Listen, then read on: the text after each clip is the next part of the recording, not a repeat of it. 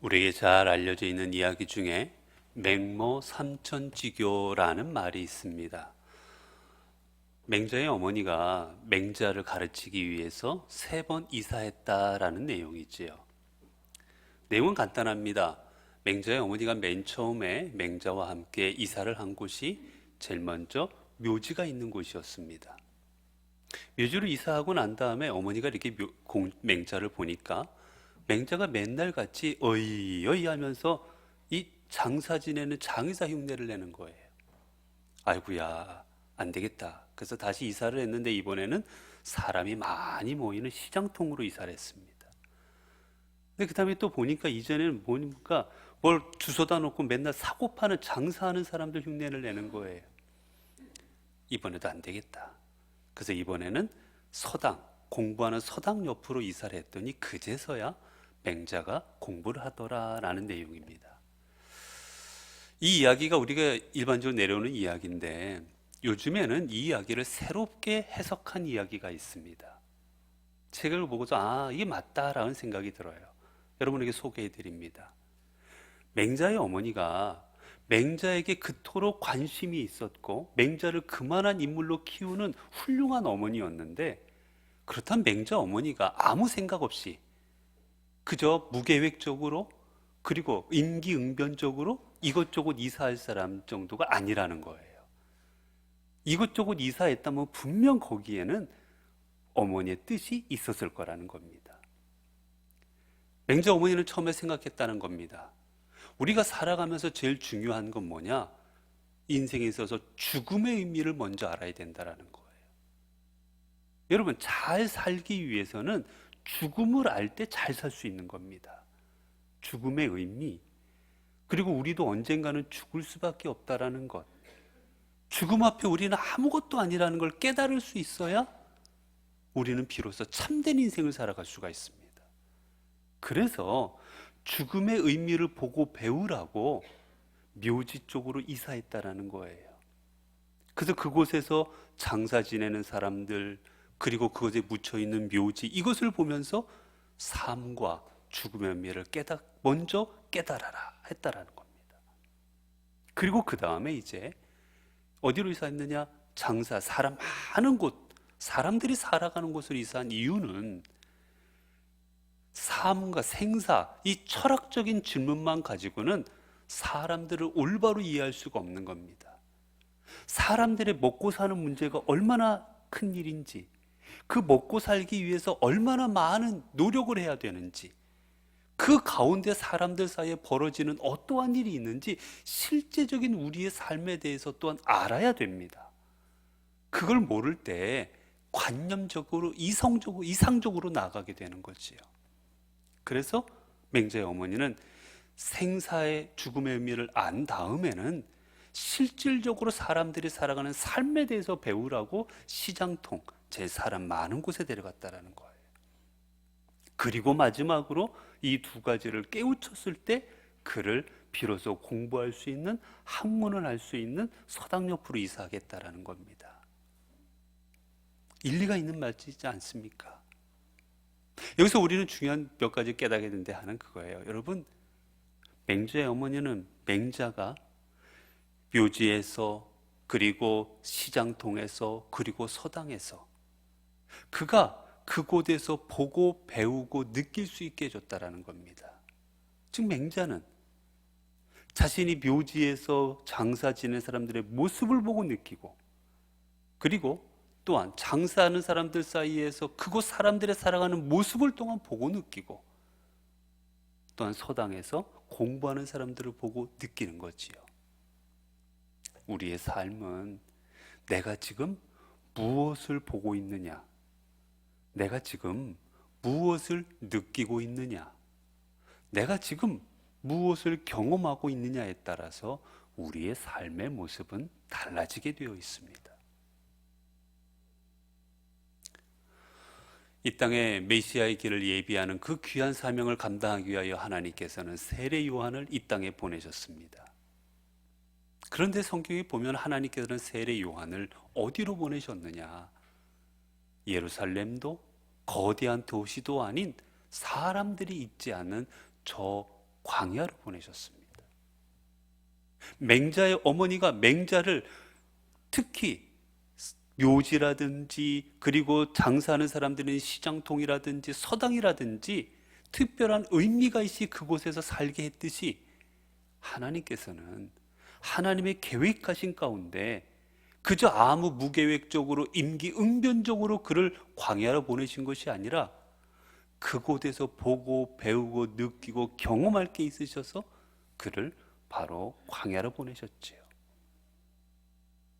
먼저 그곳에서 세례 요한을 통해 하늘을 보게 하십니다. 아무것도 없습니다. 땅과 하늘밖에 없는 곳이에요. 하늘을 바라보고 내 인생의 주관자, 내 인생을 인도하실 분, 내 인생의 모든 것 되시고 다 이끄실 분은 오직 하나님 한 분이심을, 그분이 아니고는 내 인생이 살아갈 수 없는 것임을 그 광야에서 깨닫게 하십니다. 하늘을 보고 하나님을 보게 하시는 거예요. 그리고 또한 땅을 보게 합니다. 우리가 살아가는 이 땅, 우리는 이 땅의 값어치를 생각하지만, 그리고 이 땅에 내 것으로 얼마나 채울 것인지 그것에 우리는 고민하지만, 하나님을 바라보고 땅을 바라보는 사람에게 이 땅은 내 욕망을 채울 땅이 아니라 하나님의 뜻을 이룰 땅이 될 수 있었습니다.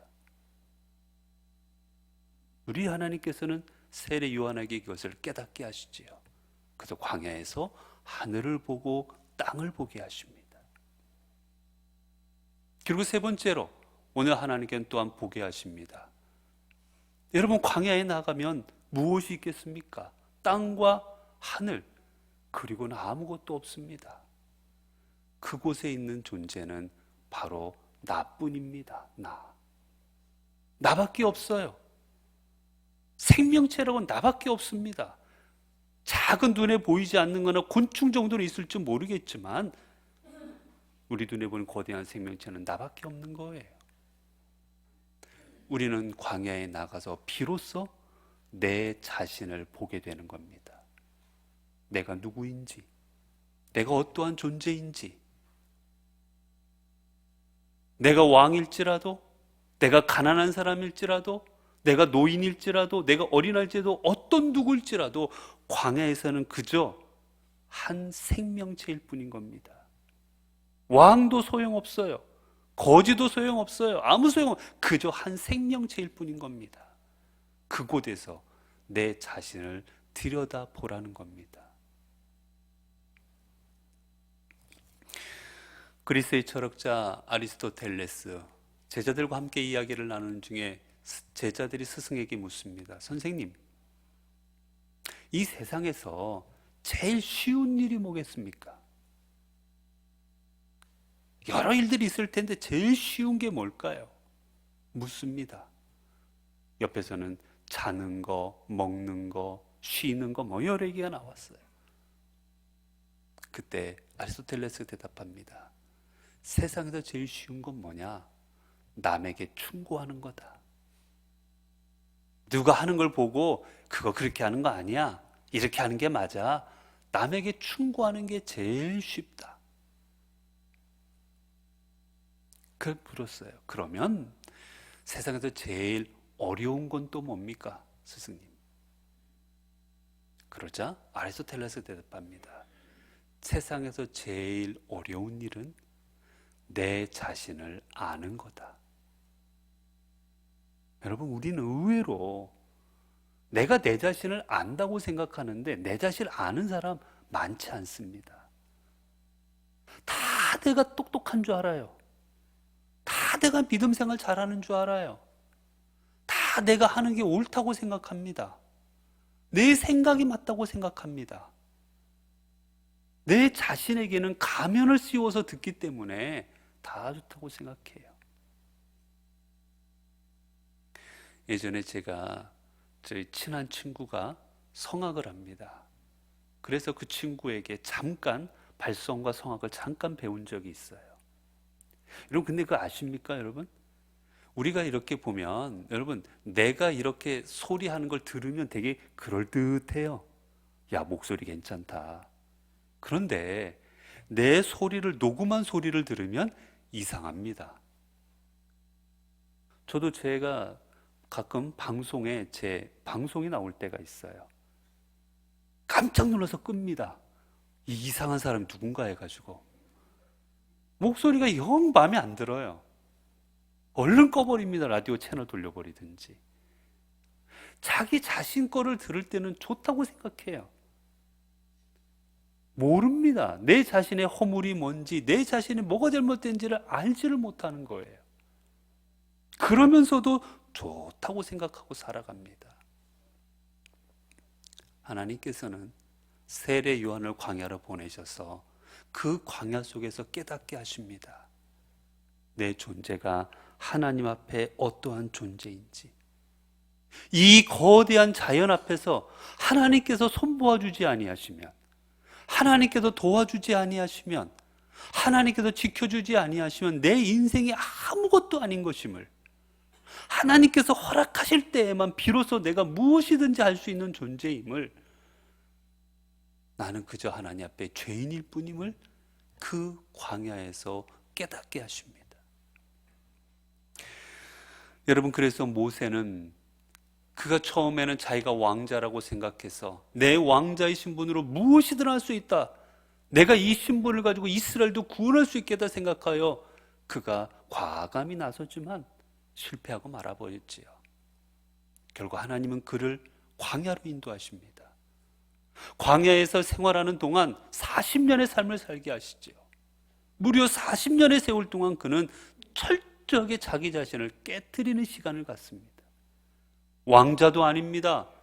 아무것도 아닙니다. 젊은 40대의 혈기가 있는 사람도 아닙니다. 능력 있는 사람도 아닙니다.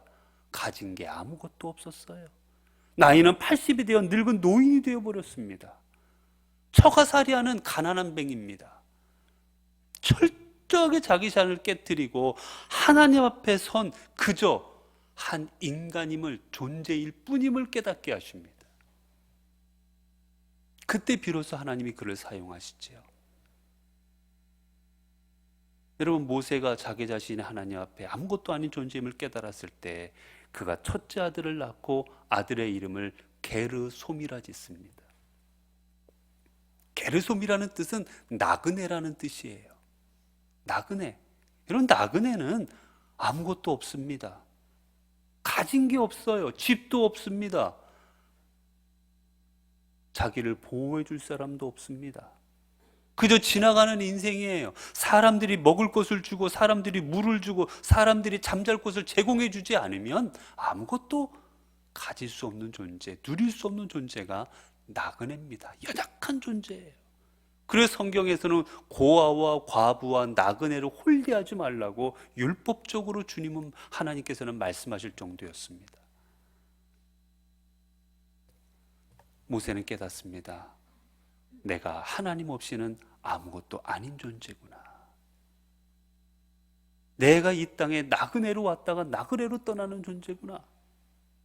아들아, 내 인생이 하나님 없이는 나그네로 끝날 수밖에 없는 인생이니 내 인생을 온전히 하나님 앞에 의지하는 삶을 살아가라. 그래야 아들 이름을 게르솜이라 지어줍니다.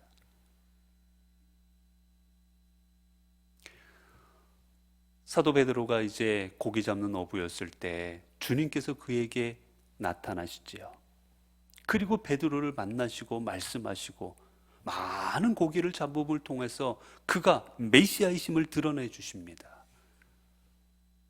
한 예수 그리스도 앞에 비로소 서게 되었을 때, 하나님 앞에 베드로가 서게 되었을 때 그의 고백은 무엇이었습니까?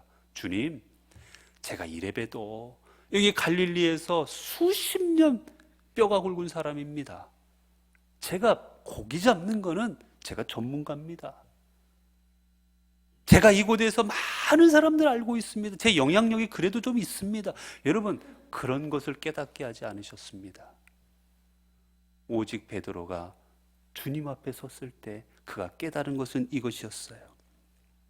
누가복음 5장 8절을 보면 시몬 베드로가 이를 보고 예수의 무릎 앞에 아래 엎드려 이르되 주여 나를 떠나소서 나는 죄인으로소이다 하니, 그가 깨달은 건 하나입니다.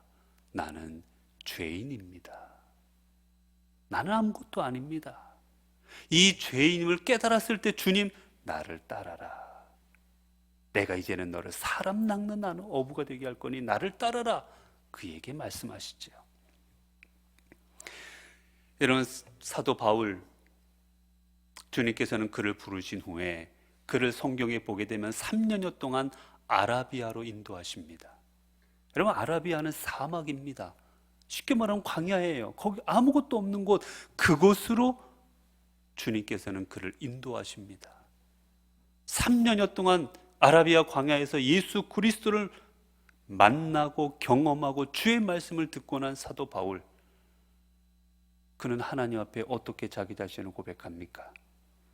디모데전서 1장 15절을 보면 mit보다 모든 사람이 받을 만한 이 말이여 그리스도 예수께서 죄인을 구원하시려고 세상에 임하셨다 하였도다.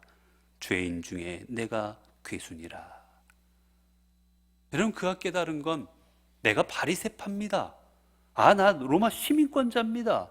나 가말리엘 물에서 공부 좀 한 사람입니다. 여러분, 그것을 깨닫게 하신 게 아니었어요. 주님 앞에서는 내가 배운 것도 배설물이요, 내가 로마 시민권자, 바리새파, 이게 중요한 게 아니라 나는 그저 주님 앞에 죄인이요 또한 죄인 중에 괴수일 뿐입니다.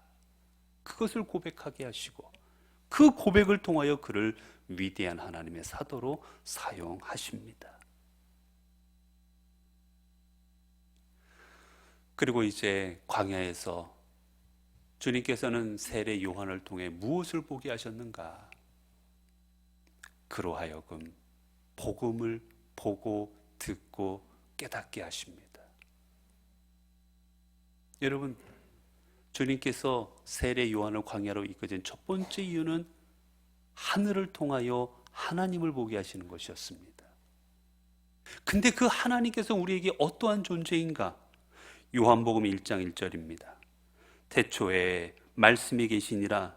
이 말씀이 하나님과 함께 계셨으니 이 말씀은 곧 하나님이시니라.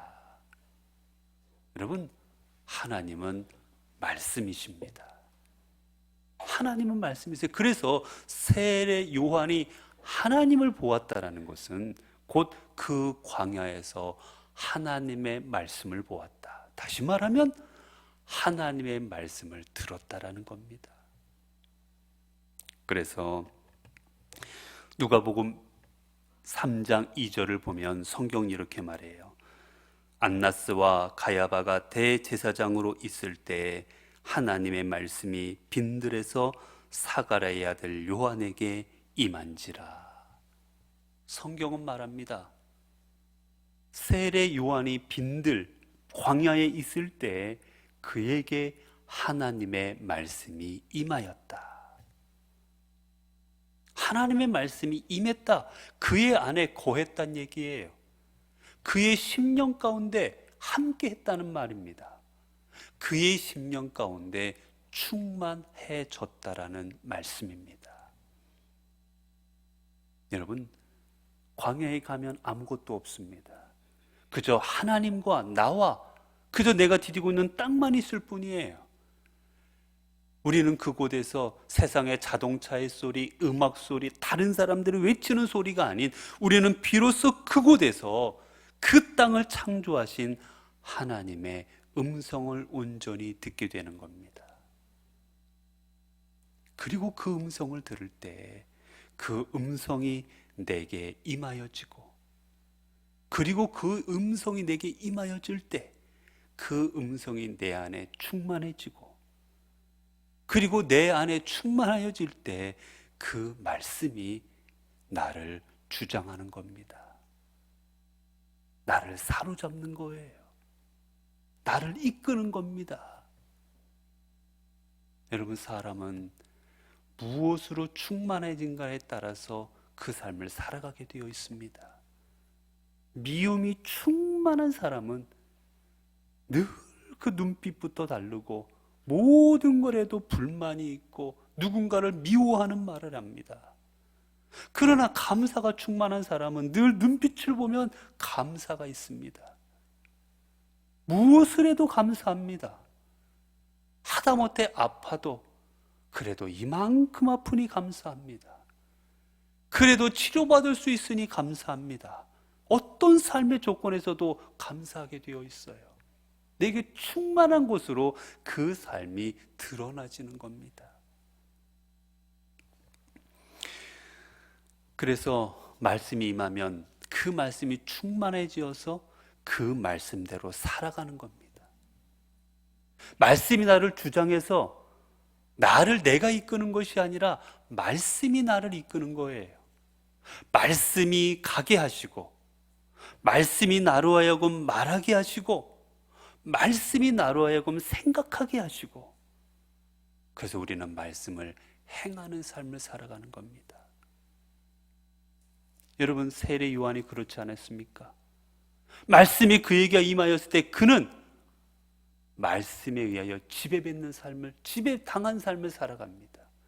오직 말씀이 이끄는 대로 살아가고 말씀이 이끄는 대로 행합니다. 사람들이 그를 높이려 할 때도, 사람들이 그를 메시아처럼 열 때도 아닙니다. 나는 메시아가 아닙니다라고 담대하게 외치며 오직 그저 주님의 길을 예비하는 그 삶으로 그의 삶을 다 마칠 때까지 나아가는 겁니다. 여러분, 광야를 품은 사람만이 하나님의 말씀을 자신의 삶을 채울 수가 있습니다. 여러분, 우리가 하나님의 말씀 우리 안에 채울 때 하나님 말씀 우리에게 무엇이 되어 주십니까? 시편 119편 106절에 보면 주의 말씀은 내 삶의 등이요 내 길의 빛이니이다. 하나님의 말씀을 우리가 보고 살아갈 때 그 말씀은 우리를 비추시고 내가 살아가야 될 내 삶을 길이 되어 주셔서 그 길로 나아가도록 인도하여 주시는 겁니다.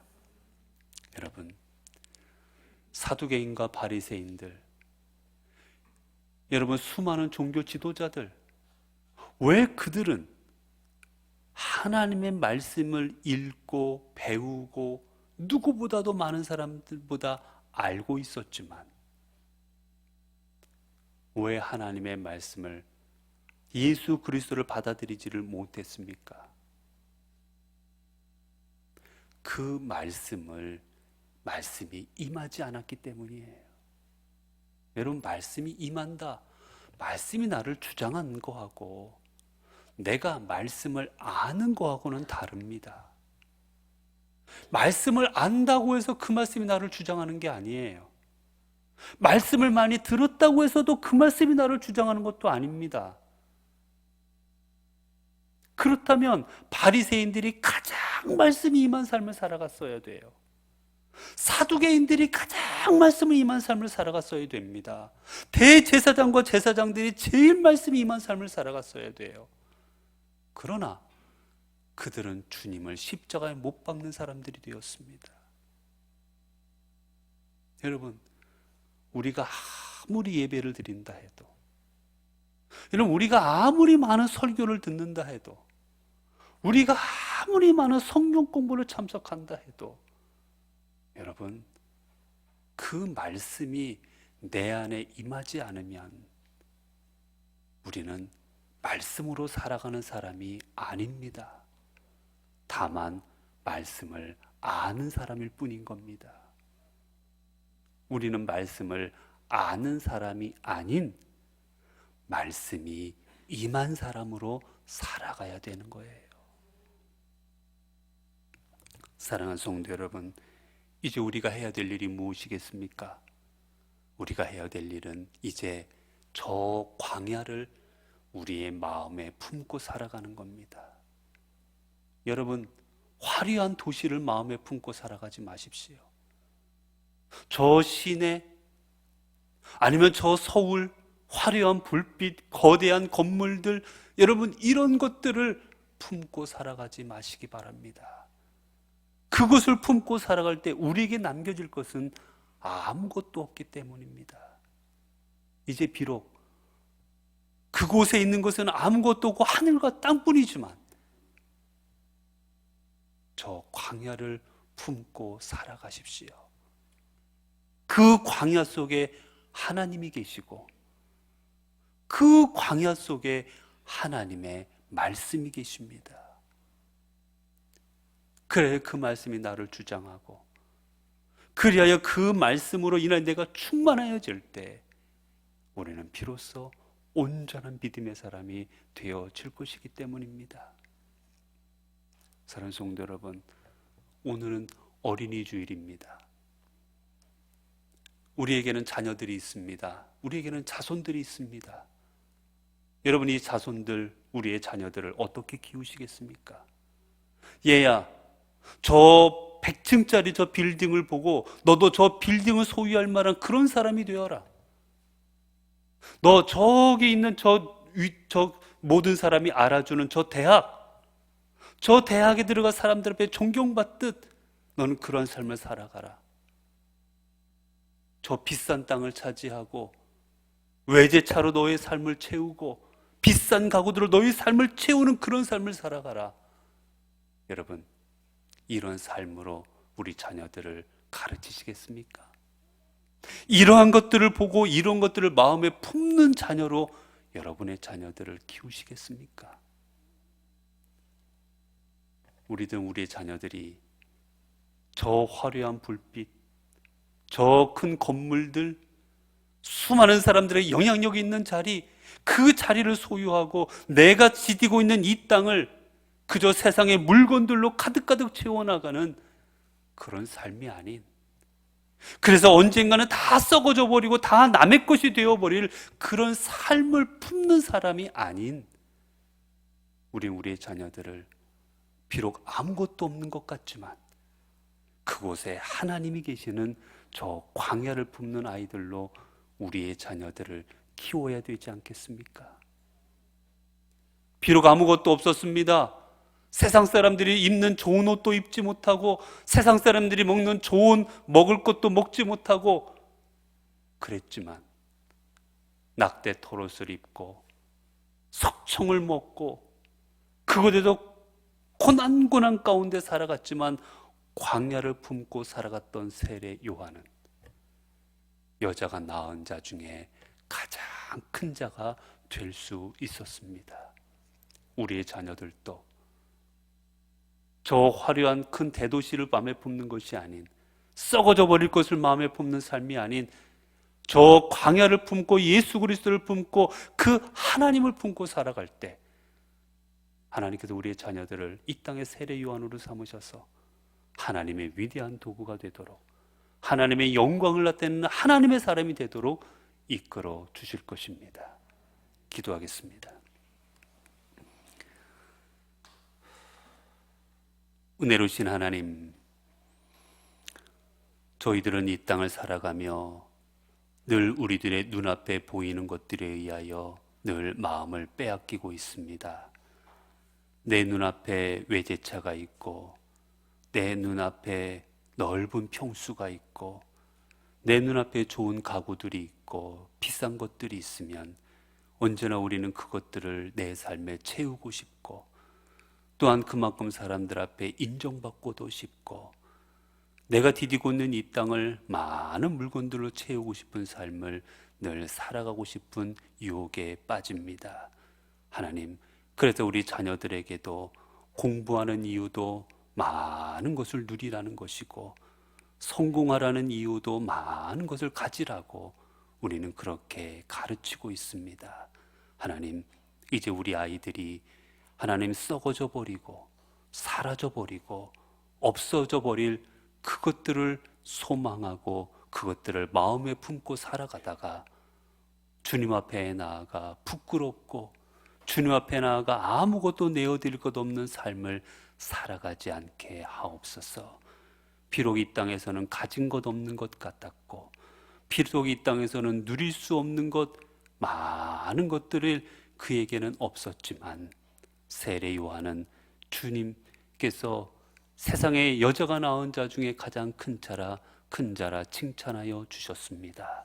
우리 자녀들을 세상에서 낳은 여자 중에 가장 큰 자로 키울 수 있는 저희들 되게 하옵소서.